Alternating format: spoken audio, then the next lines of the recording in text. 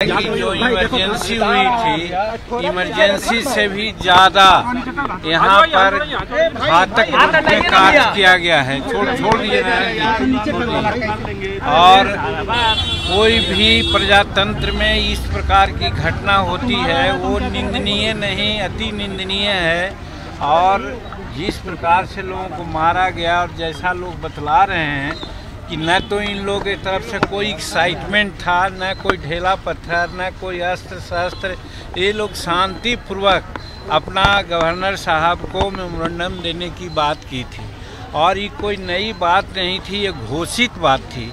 विधान परिषद में घोषणा की गई थी कि हम लोग मार्च करेंगे, गवर्नर साहब को यहाँ के परिस्थिति के बारे में जानकारी देंगे।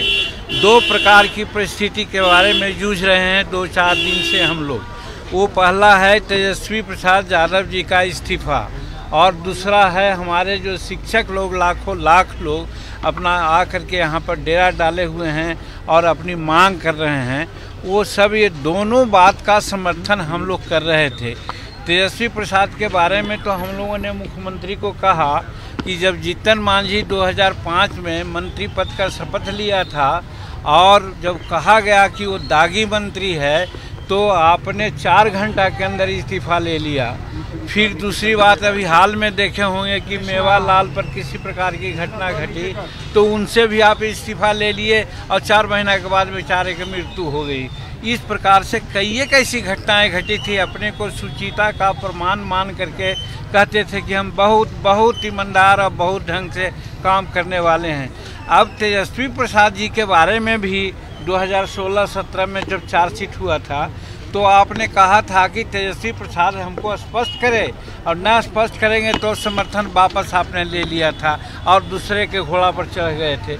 हमारा कहना है कि आज वो ज़मीर आपका कहाँ गया? आज तेजस्वी प्रसाद से क्यों नहीं इस्तीफा लेते हैं? तो इस संबंध में भाजपा के लोग और हम लोग जो एनडीए के लोग हैं सब यही कह रहे हैं कि भाई उनसे इस्तीफा लीजिए और नहीं तो आप खुद इस्तीफा दीजिए, एक बात। और दूसरी बात, जो टीचर लोग हैं जिनको आप 4 लाख 5 लाख टीचर हैं, अपनी मांग के लिए आपसे प्रार्थना कर रहे हैं कि हमको सरकारीकृत कीजिए। बात भी सही है, जब आपको ज़रूरत है तब न शिक्षकों की बहाली की, और शिक्षकों की बहाली बाज़ाब्ता जो प्रक्रिया होती है उसके अनुसार आपने किया है। वैकेंसी निकाला है, बोर्ड गठन किया है, उसके बाद पैनल लिस्ट बनाया है और फिर इन लोगों की नियुक्ति की है। आज जब इन लोग नियुक्त हैं, इनकी ज़रूरत है तो सरकारीकरण करने में सरकार को क्या दिक्कत है? इसलिए इन लोग भी मांग रहे हैं, सरकारीकरण की बात कर रहे हैं और बहुत इन लोग भी कोई अन्याय नहीं कर रहे हैं, कोई हिंसा की बात नहीं कर रहे हैं। बावजूद इसको इन लोगों पर भी लाठियाँ बरसाई जा रही है। तो ये सब के विरुद्ध में एमएलसी लोग खास करके विधान परिषद में निर्णय लिया था कि हम राज्यपाल महोदय को कहेंगे।